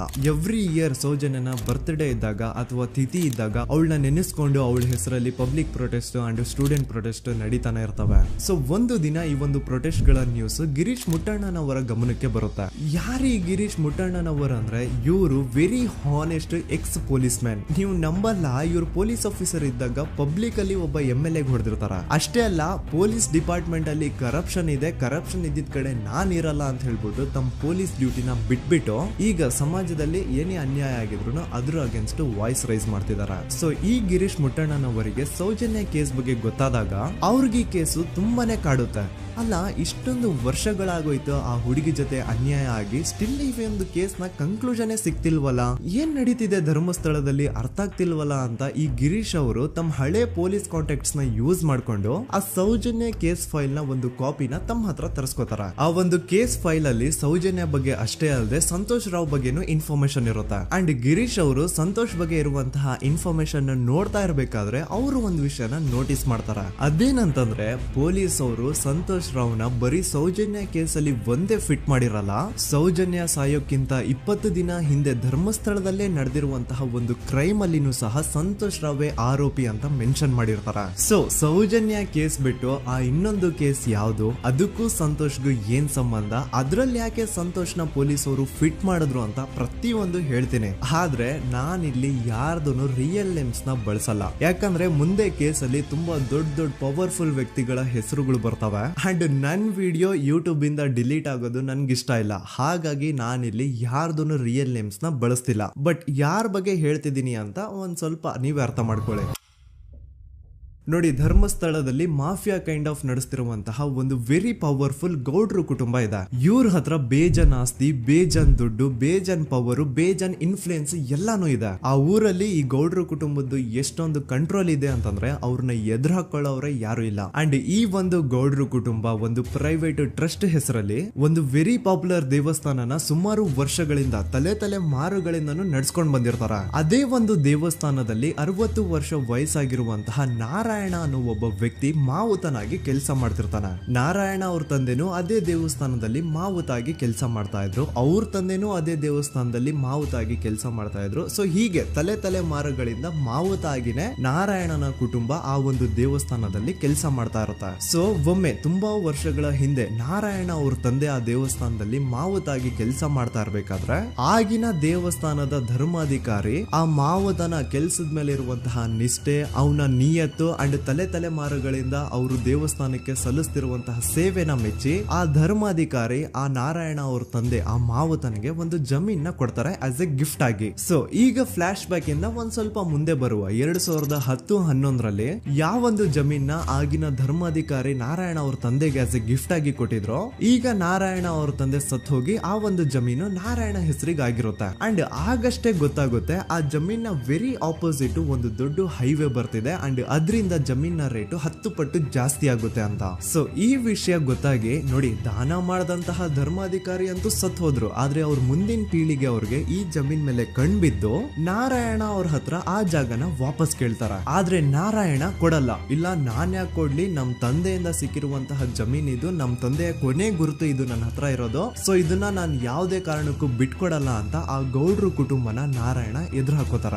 ಆಗ ಗೌಡ್ರು ಕುಟುಂಬದವ್ರಿಗೆ ಕೋಪ ಬಂದು ಅವ್ರೇನ್ ಮಾಡ್ತಾರೆ ಅಂದ್ರೆ ನಾರಾಯಣ ಮನೆಗೆ ನೀರಿನ ಸಪ್ಲೈ ಇರುತ್ತಲ್ವಾ ಅದನ್ನ ಬಂದ್ ಮಾಡ್ತಾರ, ಎಲೆಕ್ಟ್ರಿಸಿಟಿ ಸಪ್ಲೈನು ಕಟ್ ಆಫ್ ಮಾಡ್ತಾರ, ಊರಲ್ಲಿರುವಂತಹ ಎಲ್ಲಾ ಚರಂಡಿಗಳನ್ನ ಕ್ಲೀನ್ ಮಾಡಿ ಆ ಕಸ ಏನಿರುತ್ತೋ ಅದನ್ನ ತಂದು ನಾರಾಯಣ ಮನೆ ಮುಂದೆ ಹಾಕ್ತಾರ. ಇಷ್ಟೇ ಅಲ್ಲ, ನಾರಾಯಣ ಅವ್ರ ಹೆಂಡತಿ ಮಕ್ಕಳು ಎಲ್ಲಾದ್ರೂ ಆಚೆ ಹೋಗ್ತಾ ಬರ್ತಾ ಇದ್ರೆ ಅವ್ರನ್ನ ಕೆಟ್ಟದಾಗ ಬೈಯೋದು, ಹೊಡ್ಕೊಳ್ಳೋದು, ಬಡ್ಕೊಳ್ಳೋದೆಲ್ಲ ಮಾಡ್ತಿರ್ತಾರ. ಇಷ್ಟೆಲ್ಲ ಆಗ್ತಾ ಇದ್ರು ಸ್ಟಿಲ್ ನಾರಾಯಣ ಮಾತ್ರ ಆ ಜಾಗನ ಬಿಟ್ಕೊಡಲ್ಲ. ಆ ಜಾಗದ್ಗೋಸ್ಕರ ನೀನ್ ಬೇಕಿದ್ರೆ ಇದನ್ನೆಲ್ಲ ಸಹಿಸ್ಕೊಂಡಿರಪ್ಪ, ನಮ್ ಕೈಲಂತೂ ಆಗಲ್ಲ ಅಂತ ನಾರಾಯಣನ ಹೆಂಡತಿ ಮಕ್ಕಳು ಅವನ್ನ ಬಿಟ್ಟು ಬೇರೆ ಊರಿಗೆ ಹೋಗ್ಬಿಡ್ತಾರ. ಈಗ ಮನೆಯಲ್ಲಿ ನಾರಾಯಣ ಅಂಡ್ 45 ವರ್ಷ ವಯಸ್ಸಿರುವಂತಹ ನಾರಾಯಣ ಅವ್ರ ತಂಗಿ ಯಮುನಾ ಅವ್ರು ಮಾತ್ರ ಇಬ್ರೇ ಇರ್ತಾ ಇದ್ರು. ಸೊ ಒಂದೊಳ್ಳೆ ಅವಕಾಶ ನೋಡ್ಕೊಂಡು 21 ಸೆಪ್ಟೆಂಬರ್ 2012 ಮನೆಯಲ್ಲಿ ನಾರಾಯಣ ಹಾಗೂ ಯಮುನಾ ಇರ್ಬೇಕಾದ್ರೆ ಯಾರೋ ಮನೆ ಒಳಗಡೆ ನುಗ್ಗಿ ನಾರಾಯಣನ್ಗೆ ಹೊಡೆದು ಯಮುನಾಗೂ ಸಹ ಹೊಡೆದು ನಂತರ ಅವಳು ಮಾಡಿ ದೆನ್ ನಾರಾಯಣ ಹಾಗೂ ಯಮುನನ ತಲೆನ ಒಂದು ರುಬ್ಬಗುಂಡಿಂದ ಚಚ್ಚಿ ಸಾಯಿಸ್ಬಿಡ್ತಾರ. ಈ ಕೊಲೆ ಆಗಿದ್ದು ಕಳ್ಳತನಗೋಸ್ಕರ ಅಂತ ಪೊಲೀಸ್ ಅವರು ತಮ್ಮ ರಿಪೋರ್ಟ್ ಅಲ್ಲಿ ಬರೀತಾರ. ಆದ್ರೆ ಪಾಯಿಂಟ್ ಏನ್ ಗೊತ್ತಾ, ಆ ಮನೇಲಿ ಒಂದ್ ಸ್ವಲ್ಪನೂ ಹಣ ಆಗ್ಲಿ ಅಥವಾ ಬಂಗಾರ ಆಗ್ಲಿ ಕಳ್ಳತನ ಆಗಿರಲ್ಲ. ಕಳ್ಳತನ ಆಗಿರೋದು ಕೇವಲ ಆ ಮೇನ್ ರೋಡ್ ಅಲ್ಲಿ ಇದ್ದಂತಹ ಪ್ರಾಪರ್ಟಿ ಪೇಪರ್ಸ್. ಎಂತ ಕೋಇನ್ಸಿಡೆನ್ಸ್ ನೋಡಿ, ಯಾವ ಒಂದು ಜಮೀನಿನ ಪತ್ರ ನಾರಾಯಣ ಮನೆಯಿಂದ ಕಳ್ಳತನ ಆಗಿದ್ವೋ ಅದೇ ಒಂದು ಜಮೀನಲ್ಲಿ 10 ವರ್ಷ ಆದ ನಂತರ ಒಂದು ದೊಡ್ಡ ಹೋಟೆಲ್ ಸ್ಥಾಪನೆ ಆಗುತ್ತೆ ಅಂಡ್ ಆ ಹೋಟೆಲ್ ನ ಇನಾಗ್ರೇಷನ್ ಗೆ ಚಿಕ್ಕ ಗೌಡ್ರು ಬರ್ತಾರ. ಸೊ ಈಗೇನು ನಾರಾಯಣ ಹಾಗೂ ಯಮುನನ ಕೊಲೆ ಆಗಿದ್ಯೋ ಇದಾಗಿದ್ದು 20 ದಿನ ಆದ್ಮೇಲೆ ಸೌಜನ್ಯ ಜೊತೆ ಅಂತ ನಿರ್ದಯ ಘಟನೆ ಆಗಿದ್ದು. ಸೊ ಪೊಲೀಸ್ ಅವರು ಸೌಜನ್ಯ ಕೇಸಲ್ಲಿ ಸಂತೋಷ್ ರಾವ್ನ ಫಿಟ್ ಮಾಡೋದಲ್ದೆ ಈ ಒಂದು ನಾರಾಯಣ ಹಾಗೂ ಯಮುನಾ ಕೇಸಲ್ಲೂ ಸಹ ಸಂತೋಷ್ ರಾವ್ನೆ ಫಿಟ್ ಮಾಡಿರ್ತಾರ. ಇಲ್ಲಿ ಡೇಟ್ಸ್ ನ ಸ್ವಲ್ಪ ನೆನ್ಪಿಟ್ಕೊಳ್ಳಿ. ನಾರಾಯಣ ಹಾಗೂ ಯಮುನನ ಕೊಲೆ ಆಗಿದ್ದು 21 ಸೆಪ್ಟೆಂಬರ್ 2012 ಅಂಡ್ ಸಂತೋಷ್ ರಾವ್ ಧರ್ಮಸ್ಥಳ ಬಂದಿದ್ದು 9 ಅಕ್ಟೋಬರ್ 2012, 20 ದಿನ ಆದ್ಮೇಲೆ. ಸೊ ನಾರಾಯಣ ಹಾಗೂ ಯಮುನನ ಕೊಲೆ ಆದಾಗ ಊರಲ್ಲೇ ಇಲ್ದೆ ಎಲ್ಲೋ ಶೃಂಗೇರಿಯಲ್ಲಿ ಯಾವುದೋ ಒಂದು ಹೋಟೆಲ್ ಅಲ್ಲಿ ಕೆಲಸ ಮಾಡ್ತಿದ್ದಂತಹ ಸಂತೋಷ್ ರಾವ್ ಹೇಗೆ ಈ ಒಂದು ಕೇಸಲ್ಲಿ ಆರೋಪಿ ಆಗ್ತಾನೆ? ಸೊ ಇದೇ ಒಂದು ಪಾಯಿಂಟ್ ನ ನೋಟಿಸ್ ಮಾಡಿ ಗಿರೀಶ್ ಮುಟ್ಟಣ್ಣನವರು ಧರ್ಮಸ್ಥಳಕ್ಕೆ ಬಂದು ಸಂತೋಷ್ ನ ಲಾಯರ್ ಜೊತೆ ಡಿಸ್ಕಸ್ ಮಾಡ್ತಾರ. ದೆನ್ ಫೈನಲಿ ಏನೋ ತಪ್ಪು ಮಾಡದೆ ಸುಳ್ಳು ಆರೋಪಗಳಿಂದ ಕರಪ್ಟ್ ಪೊಲೀಸ್ ಆಫೀಸರ್ಸ್ ನ ಮಿಸ್ಲೀಡಿಂಗ್ ಇನ್ವೆಸ್ಟಿಗೇಷನ್ ಇಂದ ಸಂತೋಷ್ ರಾವ್ ತನ್ನ ಜೀವನದ 8-10 ವರ್ಷನ ಜೈಲಲ್ಲಿ ಕಳೆದು ಫೈನಲಿ ರಿಲೀಸ್ ಆಗ್ತಾನೆ. ಒಂಥರ ಈ ಕೇಸಿಂದ ಸಂತೋಷ್ ರಾವ್ನ ಇಡೀ ಲೈಫ್ ಸ್ಪಾಯ್ಲ್ ಆಗೋಯ್ತು. ಈಗ ಸಂತೋಷ್ ರಾವ್ ರಿಯಲ್ ಆರೋಪಿ ಅಲ್ಲ ಅಂತ ಕೋರ್ಟ್ ಅಲ್ಲಿ ಪ್ರೂವ್ ಆಯ್ತು. ಹಾಗಿದ್ರೆ ರಿಯಲ್ ಆರೋಪಿ ಯಾರು? ಪೊಲೀಸ್ ಅವರು ಯಾಕೆ ಕೇಸಲ್ಲಿ ಇಷ್ಟೊಂದು ಅನ್ಫೇರ್ ಇನ್ವೆಸ್ಟಿಗೇಷನ್ ಮಾಡಿದ್ರು? ಯಾರ ರಿಯಲ್ ಹೆಸರನ್ನ ಮುಚ್ಚಿಡ್ಲಿಕ್ಕೆ ಪೊಲೀಸ್ ಆಫೀಸರ್ಸ್ ಈ ಒಂದು ಕೇಸಲ್ಲಿ ಸಂತೋಷ್ ರಾವ್ನ ಸಿಗ್ಹಾಕ್ಸಿದ್ರು? ಇದೆಲ್ಲ ಥಿಂಕ್ ಮಾಡ್ತಾ ಹೋದ್ರೆ ನೋಡಿ ಆ ಊರಲ್ಲಿ ಆ ಪೊಲೀಸ್ ಆಫೀಸರ್ಸ್ಗೆ ಲಂಚ ಕೊಡೋಷ್ಟು, ಒಂದು ಪೊಲೀಸ್ ಇನ್ವೆಸ್ಟಿಗೇಷನ್ ನ ಸ್ಟಾಪ್ ಮಾಡೋಷ್ಟು ಅಥವಾ ಆ ಇನ್ವೆಸ್ಟಿಗೇಷನ್ ನ ಮಿಸ್ಲೀಡ್ ಮಾಡೋಷ್ಟು ಇನ್ಫ್ಲುಯೆನ್ಸ್ ಆಗ್ಲಿ, ಪವರ್ ಆಗ್ಲಿ ಅಥವಾ ಮನಿ ಆಗ್ಲಿ ಊರಿನ ಗೌಡ್ರು ಹತ್ರ ಮಾತ್ರ ಇದ್ದಿದ್ದು. ಸೊ ಈಗ ಸಂಶಯದ ಮುಳ್ಳು ಗೌಡ್ರು ಕಡೆ ತಿರುಗುತ್ತಾ ನೋಡಿ. ಪೊಲೀಸ್ ಅವರು ಸುಮ್ನೆ ಸಂತೋಷ್ ರಾವ್ನ ನಾರಾಯಣ ಹಾಗೂ ಯಮುನಾ ಕೇಸಲ್ಲಿ ಫಿಟ್ ಮಾಡಿದ್ರು. ಈಗ ಆ ಒಂದು ಕೊಲೆ ಪ್ರಕರಣಕ್ಕೂ ಸಂತೋಷ್ ರಾವ್ಗೂ ಏನು ಸಂಬಂಧನೇ ಇರ್ಲಿಲ್ಲ. ಹಂಗೆ ಥಿಂಕ್ ಮಾಡಿ ನಾರಾಯಣ ಸತ್ರೆ ಅಥವಾ ಅವನ ತಂಗಿ ಯಮುನಾ ಸತ್ರೆ ಯಾರಿಗ ಅಡ್ವಾಂಟೇಜ್ ಆಗುತ್ತೆ? ಊರಿನ ಗೌಡ್ರಿಗೆ, ಯಾಕಂದ್ರೆ ಅವ್ರಿಗ ಜಮೀನ್ ಸಿಗುತ್ತಾ. ಸೊ ಈಗ ನಾರಾಯಣ ಹಾಗೂ ಯಮುನಾ ಕೇಸಲ್ಲಿ ಸಂತೋಷ್ ರಾವ್ ಆರೋಪಿ ಅಲ್ಲ ಅಂತ ಪ್ರೂವ್ ಆದ್ಮೇಲೆ ಹಾಗಿದ್ರೆ ಆ ಕೊಲೆ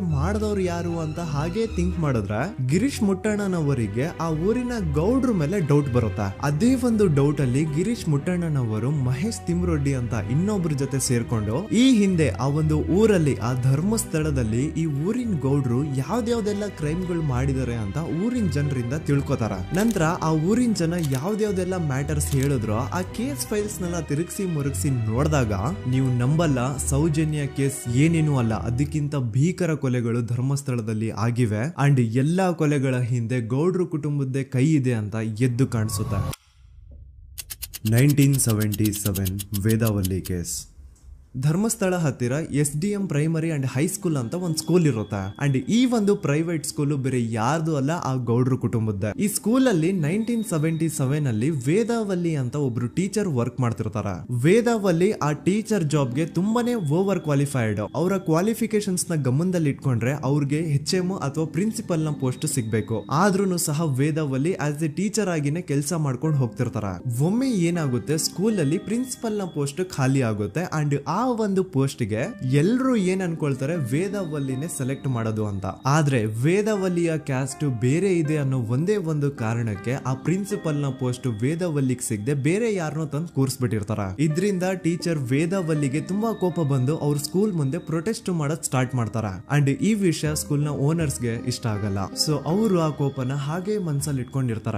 ಒಮ್ಮೆ ಏನಾಗುತ್ತೆ, ಸ್ಕೂಲ್ ರಜೆ ಇರುತ್ತೆ, ವೇದಾವಲ್ಲಿ ಮನೇಲಿ ಇರ್ತಾರ ಅಂಡ್ ಅವ್ರ ಹಸ್ಬೆಂಡ್ ಡಾಕ್ಟರ್ ಅರಳೆ ಅವ್ರಿಗೆ ಯಾವ್ದೋ ಬೇರೆ ಊರಲ್ಲಿ ಒಂದು ಕಾಲೇಜ್ ಅಲ್ಲಿ ಸೆಮಿನಾರ್ ಏನೋ ಇರುತ್ತೆ. ಸೊ ಅವರು ಅಲ್ಲಿಗೆ ಹೋಗಿರ್ತಾರೆ. ಈಗ ಮನೇಲಿ ಇರೋದು ವೇದಾವಲ್ಲಿ ಒಂದೇ. ಇದೇ ಒಂದು ಅವಕಾಶನ ನೋಡ್ಕೊಂಡು ಯಾರೋ ವೇದಾವಲ್ಲಿ ಅವ್ರ ಮನೆಗೆ ನುಗ್ಗಿ ವೇದಾವಲ್ಲಿಗೆ ಹೊಡೆದು ನಂತರ ಅವ್ರನ್ನ ಜೀವಂತವಾಗಿ ಸುಟ್ಬಿಡ್ತಾರ. ಸ್ವಲ್ಪ ಹೊತ್ತು ನಂತರ ರಾತ್ರಿ ಆಗ್ತಿದ್ದಂಗೆ ಡಾಕ್ಟರ್ ಅರಳೆ ಅವರು ಮನೆಗೆ ವಾಪಸ್ ಬರ್ತಾರೆ ಅಂಡ್ ಮನೆ ಒಳಗಡೆ ಬಂದ್ ನೋಡಿದ್ರೆ ವೇದಾವಲ್ಲಿ ಅವರು ಸತ್ ಹೋಗಿ ಅವರ ಬಾಡಿ ಸುಟ್ ಹೋಗಿ ನೆಲದ ಮೇಲೆ ಬಿದ್ದಿದೆ. ಹೆಂಡತಿನ ಕಳ್ಕೊಂಡಿರುವಂತಹ ದುಃಖನ ಸೈಡ್ಗೆ ಇಟ್ಟು ಡಾಕ್ಟರ್ ಅರಳೆ ಅವರು ಮೊದ್ಲು ಪೊಲೀಸ್ ಸ್ಟೇಷನ್ ಹೋಗ್ಬಿಟ್ಟು ನಮ್ ಮನೆಗೆ ನಾನು ಇಲ್ದೇ ಇರುವಂತಹ ಸಮಯನ ನೋಡ್ಕೊಂಡು ಯಾರೋ ಮನೆ ಒಳಗಡೆ ನುಗ್ಗಿ ನನ್ನ ಹೆಂಡತಿನ ಹೊಡೆದು ನಂತರ ಅವಳನ್ನ ತುಂಬಾ ಭೀಕರವಾಗಿ ಸಾಯಿಸಿದರೆ ಅಂತ ಪೊಲೀಸ್ ಅವ್ರಿಗೆ ರಿಪೋರ್ಟ್ ಕೊಡಕ್ ಹೋದ್ರೆ ಅಲ್ಲಿ ಪೊಲೀಸ್ ಅವರು ಉಲ್ಟಾ ಡಾಕ್ಟರ್ ಅರಳೆ ಮೇಲೆನೆ FIR ಬರ್ದು ನೀನೇ ನಿನ್ ಹೆಂಡತಿನ ಸಾಯಿಸಿದ್ಯಾ, ನಾಟಕ ಮಾಡಬೇಡ ಅಂತ ಅವ್ರನ್ನೇ ಅರೆಸ್ಟ್ ಮಾಡ್ಬಿಡ್ತಾರ. ನಂತರ 2-3 ವರ್ಷ ಜೈಲಲ್ಲೇ ಇದ್ದು ಡಾಕ್ಟರ್ ಅರಳೆ ಅವರು ತಮ್ಮ ಫ್ರೆಂಡ್ಸ್ ಅಂಡ್ ಫ್ಯಾಮಿಲಿ ಮೂಲಕ ಎವಿಡೆನ್ಸ್ ನೆಲ್ಲ ಕಲೆಕ್ಟ್ ಮಾಡಿಸಿ ತಾನ ಕೊಲೆನ ಮಾಡಿಲ್ಲ, ತನ್ನ ಹೆಂಡತಿನ ಸಾಯಿಸಿಲ್ಲ ಅಂತ ಕೋರ್ಟ್ ಅಲ್ಲಿ ಪ್ರೂವ್ ಮಾಡ್ಕೊಂಡು ಜೈಲಿಂದ ರಿಲೀಸ್ ಆಗ್ತಾರ. ಸೊ ಈಗ ಡಾಕ್ಟರ್ ಅರಳೆ ಅವರು ಈ ಒಂದು ಕ್ರೈಮ್ ನ ಮಾಡಿಲ್ಲ ಅಂತಂದ್ರೆ ವೇದಾವಲ್ಲಿನ ಅಷ್ಟು ಭೀಕರವಾಗಿ ಸಾಯಿಸಿದವ್ರು ಯಾರು, ಈ ವಿಷಯ ಇವತ್ತಿನವರೆಗೂ ಗೊತ್ತಾಗಿಲ್ಲ. 1986 ಅಲ್ಲಿ ನಡೆದಂತಹ ಪದ್ಮಲತಾ ಕೇಸ್. ಪದ್ಮಲತಾ ಅವ್ರ ತಂದೆ ಕಮ್ಯುನಿಸ್ಟ್ ಪಾರ್ಟಿನ ಲೀಡರ್ ಇರ್ತಾರೆ. ಅವ್ರ ರಿಯಲ್ ನೇಮ್ ಏನು ಅಂತ ನಮಗ್ ಗೊತ್ತಾಗಿಲ್ಲ, ಬಟ್ ಈ ವಿಡಿಯೋದಲ್ಲಿ ಅವ್ರ ಹೆಸರು ಲಕ್ಷ್ಮಣ್ ಅಂತ ಅನ್ಕೊಳ್ಳಿ. ಸೊ ಕಮ್ಯುನಿಸ್ಟ್ ಪಾರ್ಟಿನ ಲೀಡರ್ ಇರುವಂತಹ ಲಕ್ಷ್ಮಣ್ ಅವ್ರಿಗೆ ಊರಲ್ಲಿ ತುಂಬಾನೇ ಸಪೋರ್ಟ್ ಇರುತ್ತೆ. ಊರಿನ ಜನರ ಫೇವ್ರೇಟ್ ಇರ್ತಾರೆ ಇವರು. ಅಂಡ್ ಅದೇ ವರ್ಷ ಅಂದ್ರೆ 1986 ಅಲ್ಲಿ ಪಂಚಾಯತ್ ಎಲೆಕ್ಷನ್ ಬೇರೆ ಇರುತ್ತೆ ಅಂಡ್ ಎಲ್ರಿಗೂ ಗೊತ್ತಿತ್ತು ಲಕ್ಷ್ಮಣೆ ಗೆಲ್ಲೋದು ಅಂತ. ಆ ಪಂಚಾಯತ್ ಎಲೆಕ್ಷನ್ ಅಲ್ಲಿ ಲಕ್ಷ್ಮಣ್ ಆಪೋಸಿಟ್ ಗೌಡ್ರಿಗೆ ತುಂಬಾ ಬೇಕಾಗಿರೋರು ಒಬ್ರು ನಿಂತಿರ್ತಾರ ಅಂಡ್ ಅವ್ರಿಗೂ ಗೊತ್ತಿತ್ತು ಎಲೆಕ್ಷನ್ ಏನಾದ್ರು ಆದ್ರೆ ಲಕ್ಷ್ಮಣ ಎಲೆಕ್ಷನ್ ಅಲ್ಲಿ ಗೆಲ್ಲೋದು ಅಂತ. ಸೊ ಎಲ್ಲಿ ಸೋತೋಗ್ಬಿಡ್ತೀವೋ ಅನ್ನೋ ಭಯಕ್ಕೆ ಆ ಗೌಡ್ರು ಕಡೆ ಅವ್ರು ಏನ್ ಮಾಡ್ತಾರೆ, ಲಕ್ಷ್ಮಣ್ ಅಪ್ರೋಚ್ ಮಾಡಿ ಮುಚ್ಕೊಂಡು ಈ ಪಂಚಾಯತ್ ಎಲೆಕ್ಷನ್ ಅಲ್ಲಿ ನಿನ್ ನಾಮಿನೇಷನ್ ನ ಕ್ಯಾನ್ಸಲ್ ಮಾಡು ಅಂತ ವಾರ್ನಿಂಗ್ ಕೊಡ್ತಾರ. ಆದ್ರೆ ಲಕ್ಷ್ಮಣ್ ಅವರು ಅಂಜದೆ ನೀವ್ ಏನ್ ಮಾಡ್ತಿರೋ ಮಾಡ್ಕೊಳ್ರಿ, ಆದ್ರೆ ನಾನ್ ಮಾತ್ರ ನಾಮಿನೇಷನ್ ನ ಕ್ಯಾನ್ಸಲ್ ಮಾಡಲ್ಲ ಅಂತ ಆ ಗೌಡ್ರು ಕುಟುಂಬನ ಎದುರು ಹಾಕೋತಾರ. ದೆನ್ ಎಂತ ಕೋಇನ್ಸಿಡೆನ್ಸ್ ನೋಡಿ, ನೆಕ್ಸ್ಟ್ ಡೇನೆ ಲಕ್ಷ್ಮಣ್ ಅವ್ರ ಮಗಳು ಪದ್ಮಲತಾ ಕಿಡ್ನಾಪ್ ಆಗ್ತಾಳ. ಸುಮಾರು 56 ದಿನ ಅವಳನ್ನ ಯಾರೋ ಕಿಡ್ನಾಪ್ ಮಾಡ್ತಾರೆ ಅಂಡ್ ಆ 56 ದಿನ ಡೈಲಿ ಅವಳನ್ನ ಶೋಷಣೆ ಕೂಡ ಮಾಡ್ತಾರ. ನಂತರ 56 ದಿನ ಆದ್ಮೇಲೆ ಪದ್ಮಲತನ ಬಾಡಿ ನೇತ್ರಾವತಿ ನದಿಲಿ ತೇಲ್ತಾ ಸಿಗುತ್ತಾ. ಆಸ್ ಎಕ್ಸ್ಪೆಕ್ಟೆಡ್ ಈ ಕೇಸಲ್ಲೂ ಪೊಲೀಸ್ ಅವ್ರ ಕಡೆಯಿಂದ ಪ್ರಾಪರ್ ಇನ್ವೆಸ್ಟಿಗೇಷನ್ ಆಗಲ್ಲ ಅಂಡ್ ಯಾರ್ ಪದ್ಮಲತನ ಕಿಡ್ನಾಪ್ ಮಾಡಿದ್ರು, ಯಾರು ಅವಳನ್ನ 15 ದಿನವರೆಗೂ ಶೋಷಣೆ ಮಾಡಿ ನಂತರ ಅವಳನ್ನ ಅಷ್ಟು ಭೀಕರವಾಗಿ ಸಾಯಿಸಿದ್ರು ಅಂತ ಇವತ್ತಿನ ದಿನದವರೆಗೂ ಗೊತ್ತಾಗಿಲ್ಲ. ಮತ್ತೆ ನಮಗೆ ಗೊತ್ತಾದದು 22ಕ್ಕೆ ಸ್ಕೂಲ್ ಡೇ 56 ದಿನ ಕಳೆದು ಹೊಳೆಯಲ್ಲಿ ಏನೋ ಒಂದು ಕೇಳಿ ಪೊಲೀಸಿನವರು ಬರುವಾಗ ಬಂದು ಹೇಳುವಾಗ ನಮಗೆ ಗೊತ್ತಾದ. ಅವರು ನನ್ನನ್ನು ಕರ್ಕೊಂಡೋಗಿ ಅಲ್ಲಿ ಹೋಗಿದೆ. ಇನ್ನೊಂದು ಲಾಸ್ಟ್ ಕೇಸ್ ಇದೆ, ಇದು ಅರ್ಲಿ 2000 ಅಲ್ಲಿ ನಡೆದಿರೋದು. ಇವ್ರದ್ದು ಅಷ್ಟಾಗಿ ಡೀಟೇಲ್ಸ್ ನಾನು ಹೇಳಲ್ಲ, ಜಸ್ಟ್ ಮೇಲ್ ಹೇಳ್ತೀನಿ. 2000 ಇಸ್ವಿಯಲ್ಲಿ ಧರ್ಮಸ್ಥಳದಲ್ಲಿ 2 ಫಿನಾನ್ಸ್ ಬ್ಯಾಂಕ್ ಇರ್ತಾವೆ. ಒಂದು ಅಗೇನ್ ರಿಯಲ್ ನೇಮ್ ತಗೊಳ್ಳೋದು ಬೇಡ, ಲೈಕ್ ಜಸ್ಟ್ ಸಹಕಾರ ಗ್ರಾಮೀಣ ಬ್ಯಾಂಕ್ ಅನ್ಕೊಳ್ಳಿ. ಅಂಡ್ ಇನ್ನೊಂದು ಬಂದ್ಬಿಟ್ಟು SDM ಫೈನಾನ್ಸ್ ಪ್ರೈವೇಟ್ ಲಿಮಿಟೆಡ್. ಈ SDM ಫೈನಾನ್ಸ್ ಪ್ರೈವೇಟ್ ಲಿಮಿಟೆಡ್ ಬಂದು ಗೌಡ್ರು ಕುಟುಂಬ ಅವ್ರಿಗೆ ಸೇರಿದ್ದು. ಆ ಕಡೆ ಇವ್ರ ಆಪೋಸಿಟ್ ಏನದು ಗ್ರಾಮೀಣ ಬ್ಯಾಂಕ್ ಇತ್ತು, ಅದರಲ್ಲಿ ಒಬ್ಬ ಮ್ಯಾನೇಜರು ಬಡವ್ರಿಗೆ ಸಹಾಯ ಆಗ್ಲಿ ರೈತರಿಗೆ ಸಹಾಯ ಆಗ್ಲಿ ಅಂತ ತುಂಬಾ ಕಡಿಮೆ ಬಡ್ಡಿಗೆ ಲೋನ್ ಕೊಡ್ತಿರ್ತಾನೆ. ಇದ್ರಿಂದಾಗಿ ಧರ್ಮಸ್ಥಳದಲ್ಲಿ ಆಲ್ಮೋಸ್ಟ್ ಎಲ್ಲಾ ಕಸ್ಟಮರ್ಸ್ ಆ ಗ್ರಾಮೀಣ ಬ್ಯಾಂಕ್ ಕಡೆಗೆ ಹೋಗ್ತಿರ್ತಾರೆ. SDM ಫೈನಾನ್ಸ್ ಪ್ರೈವೇಟ್ ಲಿಮಿಟೆಡ್ ಕಡೆಗೆ ಯಾರು ಬರ್ತಿರಲ್ಲ. ಇದ್ರಿಂದ ಗೌಡ್ರಿಗೆ ಲಾಸ್ ಆಗ್ತಿರುತ್ತ. ಸೊ ಅವ್ರೇನ್ ಮಾಡ್ತಾರೆ, ಆ ಗ್ರಾಮೀಣ ಬ್ಯಾಂಕ್ ನ ಮ್ಯಾನೇಜರ್ ಏನಿದ್ನೋ ಅವನ್ಗೆ ಒಂದು ಸ್ವೀಟ್ ವಾರ್ನಿಂಗ್ ಕೊಡ್ತಾರ. ಮುಚ್ಕೊಂಡು ಇನ್ಮೇಲೆ ಇಂದ ನಿನ್ ಲೋನ್ಸ್ ಕೊಡೋದನ್ನ ನಿಲ್ಸ್ಬಿಡು. ಇನ್ ಕೇಸ್ ಲೋನ್ ಕೊಟ್ರು ನಾವ್ ಯಾವ ಇಂಟ್ರೆಸ್ಟ್ ರೇಟ್ ಗೆ ಲೋನ್ ನ ಕೊಡ್ತಾ ಇದೀವೋ ಅದೇ ರೇಟ್ ಗೆ ನೀನು ಕೊಡುವ ಅಂತ ಫೋರ್ಸ್ ಮಾಡ್ತಾರ. ಆದ್ರೆ ಆ ಗ್ರಾಮೀಣ ಬ್ಯಾಂಕ್ ನ ಮ್ಯಾನೇಜರ್ ಇದ್ಯಾವುದನ್ನು ಕಿವಿಗೆ ಹಾಕೊಳ್ಳಾರ್ದೆ ಅವ್ನ್ ಕೆಲಸ ಅವ್ನ್ ಮಾಡ್ಕೊಂಡು ಹೋಗ್ತಾನ. ದೆನ್ ಸಡನ್ಲಿ ಒಂದು ದಿನ ಬ್ಯಾಂಕ್ ಮ್ಯಾನೇಜರ್ ನ ಹೆಂಡತಿನ ಮನೆ ಒಳಗಡೆನೆ ನುಗ್ಗಿ ಯಾರು ಮಾಡಿ ತುಂಬಾ ಭೀಕರವಾಗಿ ಸಾಯಿಸ್ಬಿಡ್ತಾರ. ಇದರ ರಿಗಾರ್ಡಿಂಗ್ ಆ ಬ್ಯಾಂಕ್ ಮ್ಯಾನೇಜರ್ ಪೊಲೀಸ್ ಸ್ಟೇಷನ್ ಅಲ್ಲಿ ಕಂಪ್ಲೇಂಟ್ ಕೊಡಕ್ ಹೋದ್ರೆ ಪೊಲೀಸ್ ಅವರು ಉಲ್ಟಾ ಆ ಬ್ಯಾಂಕ್ ಮ್ಯಾನೇಜರ್ ಹೆಸರಲ್ಲೇ FIR ಬರ್ದು ನೀನೇ ನಿನ್ ಹೆಂಡತಿನ ಸಾಯಿಸಿದ್ಯಾ ಅಂತ ಅವನ್ನೇ ಅರೆಸ್ಟ್ ಮಾಡ್ಬಿಡ್ತಾರ. ನಂತರ 1-2-3 ವರ್ಷ ಆ ಬ್ಯಾಂಕ್ ಮ್ಯಾನೇಜರ್ ಜೈಲಲ್ಲಿ ಇರ್ತಾನೆ. ಅದಾದ್ಮೇಲೆ ಅವನ ಕ್ರೈಮ್ ನ ಮಾಡಿಲ್ಲ ಅಂತ ಕೋರ್ಟ್ ಅಲ್ಲಿ ಪ್ರೂವ್ ಆಗುತ್ತೆ. ಆದ್ರೆ ರಿಯಲ್ ಕ್ರೈಮ್ ಮಾಡಿದವರು ಯಾರು ಅಂತ still it's A question mark. And ಇನ್ನೊಂದು ನಾರಾಯಣ ಅಂಡ್ ಯಮುನಾ ಕೇಸ್ ಬಗ್ಗೆ ಅಂತೂ ನಾನು ಆಗ್ಲೇ ನಿಮ್ಗೆ ಎಕ್ಸ್ಪ್ಲೇನ್ ಮಾಡಿದೆ. ಸೊ ಎಂತ ಕೋಇನ್ಸಿಡೆಂಟ್ಸ್ ಗಳು ನೋಡಿ, ಯಾರೆಲ್ಲ ಆ ಧರ್ಮಸ್ಥಳದಲ್ಲಿ ಗೌಡ್ರು ಕುಟುಂಬನ ಎದುರಾಕೊಂಡಿದಾರೋ ಅವ್ರ ಜೀವನದಲ್ಲಿ ಏನೋ ಒಂದು ತುಂಬಾ ದೊಡ್ಡ ದುರಂತ ನಡೆದು ಹೋಗುತ್ತಾ. ಅಂಡ್ ಸರ್ಪ್ರೈಸಿಂಗ್ಲಿ ಅವ್ರ ಕೇಸಲ್ಲಿ ಪೊಲೀಸ್ ಅವ್ರ ಕಡೆಯಿಂದ ಪ್ರಾಪರ್ ಇನ್ವೆಸ್ಟಿಗೇಷನ್ ಆಗಲ್ಲ. ಅಂಡ್ ಯಾರ ಕ್ರೈಮ್ ನ ಮಾಡಿದ್ರು ಅಂತ ಯಾವತ್ತೂ ಹೊರಗೆ ಬರೋದೇ ಇಲ್ಲ. ಸೊ ಈ ಗೌಡ್ರು ಕುಟುಂಬದವರು ಧರ್ಮಸ್ಥಳದಲ್ಲಿ ಬೇಜನ್ ಕರ್ಮಕಾಂಡಗಳನ್ನ ಮಾಡಿದ್ದಾರೆ. ಅಂಡ್ ಅವ್ರ ಪವರ್ ಅಂಡ್ ಅವ್ರಿಗಿರುವಂತಹ ಇನ್ಫ್ಲೂಯೆನ್ಸ್ ಇಂದ ಆ ಎಲ್ಲಾ ಕೇಸ್ ನ ಮುಚ್ಚಾಕಿದ್ದಾರೆ ಅಂತ ಮಹೇಶ್ ಹಾಗೂ ಗಿರೀಶ್ ಮುಟ್ಟಣ್ಣನವರ ಹೇಳಿಕೆ ಆಗಿದೆ. ಸೊ ಗೌಡ್ರು ಫ್ಯಾಮಿಲಿನ ಟ್ರ್ಯಾಕ್ ರೆಕಾರ್ಡ್ ನೋಡಿದ್ರೆ ಧರ್ಮಸ್ಥಳದಲ್ಲಿ ಒಂದು ಹುಡುಗಿನ ರೇಪ್ ಅಂಡ್ ಮರ್ಡರ್ ಮಾಡಿ ದೆನ್ ಪೊಲೀಸ್ ಅವ್ರಿಗೆ ಲಂಚ ಕೊಟ್ಟು ಇನ್ವೆಸ್ಟಿಗೇಷನ್ ನ ಮಿಸ್ಲೀಡ್ ಮಾಡೋಷ್ಟು ಪವರ್ ಇನ್ಫ್ಲೂಯೆನ್ಸ್ ಈ ಗೌಡ್ರು ಕುಟುಂಬಕ್ಕೆ ಮಾತ್ರ ಇರೋದು. ಈಗ ಸಂತೋಷ್ ರಾವ್ ಅಂತೂ ಸೌಜನ್ಯ ಕೇಸಲ್ಲಿ ಆರೋಪಿ ಅಲ್ಲ ಅಂತ ಪ್ರೂವ್ ಆಯ್ತು. ಹಾಗಿದ್ರೆ ರಿಯಲ್ ಆರೋಪಿ ಯಾರು? ನೆನಪು ಮಾಡ್ಕೊಳ್ಳಿ, 11 ಅಕ್ಟೋಬರ್ 2012 ಸಂಜೆ 5 ಗಂಟೆ ಹಾಗೆ ಬಾಹುಬಲಿ ಬೆಟ್ಟದಲ್ಲಿ ಸಂತೋಷ್ ರಾವ್ ತನ್ನ ಪಾಡಿಗೆ ತಾನು ಸೀನರೀಸ್ ನ ಎಂಜಾಯ್ ಮಾಡ್ಕೊಂಡು ಸುಮ್ನೆ ಕೂತಿರ್ಬೇಕಾದ್ರೆ ಅವನ ಹತ್ರ 5 ಜನ ಕಿಡಿಗೇಡಿಗಳು ಬಂದು ಜಗಳ ತೆಗಿತಾರ. ಆ 5 ಜನ ಕಿಡಿಗೇಡಿಗಳು ಯಾರು ಅಂತ ನಾನು ಇಲ್ಲಿವರೆಗೂ ನಿಮ್ಗೆ ಹೇಳಿಲ್ಲ. ಸೊ ಅವರು ಬೇರೆ ಯಾರು ಅಲ್ಲ, ಚಿಕ್ಕ ಗೌಡ್ರು ಮಗ ನಿಶಾಂತ್ ಜೈನ್ ನ ವೆರಿ ಕ್ಲೋಸ್ ಫ್ರೆಂಡ್ಸ್. ಅವ್ರು ದಣಿ ಮಾಡಿರುವಂತಹ ಕ್ರೈಮ್ ಅಲ್ಲಿ ಬೇರೆ ಯಾರನ್ನಾದ್ರೂ ಸಿಗಿಸ್ಬೇಕಲ್ಲ ಅಂತ ಇವ್ರು ಬಕ್ರ ಹುಡುಕ್ತಾ ಇರ್ಬೇಕಾದ್ರೆ ಆಗ ಇವ್ರಿಗೆ ಸಿಗೋದೆ ಸಂತೋಷ್ ರಾವ್. ಅಗೇನ್ ಇನ್ನೊಂದು ಎಂತ ಕೋಇನ್ಸಿಡೆನ್ಸ್ ನೋಡಿ, ಸಂತೋಷ್ ರಾವ್ ಸೌಜನ್ಯ ಕೇಸಲ್ಲಿ ಅರೆಸ್ಟ್ ಆದ ನಂತರ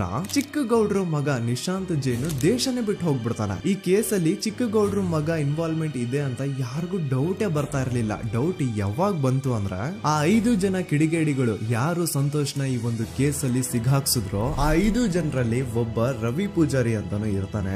ಅವನ್ಗೆ ತಾನು ತಪ್ಪು ಮಾಡಿದೀನಿ ಅಂತ ಗಿಲ್ಟ್ ಕಾಡುತ್ತೋ ಅಥವಾ ಬೇರೆ ಏನೋ ಗೊತ್ತಿಲ್ಲ. ಆದ್ರೆ ಅವನೇ ಸ್ವತಃ ಪೊಲೀಸ್ ಅವ್ರ ಹತ್ರ ಹೋಗ್ಬಿಟ್ಟು ಸೌಜನ್ಯ ಕೇಸಲ್ಲಿ ನಿಜವಾದ ಆರೋಪಿ ಸಂತೋಷ್ ಅಲ್ಲ ಕಂಡ್ರು, ಅವನ್ನ ಸುಮ್ನೆ ಸಿಗಾಕ್ಸಿರೋದಷ್ಟೇ.